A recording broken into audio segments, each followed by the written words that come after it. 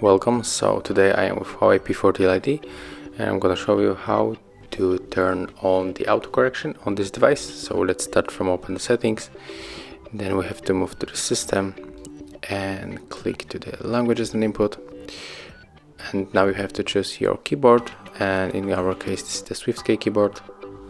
Then just click on the typing, and as you can see here it is, this section called the typing and autocorrect, and there is the option that the words will be corrected to the middle prediction as you type, so just use this marker to turn it off or turn it on, whatever you want to do.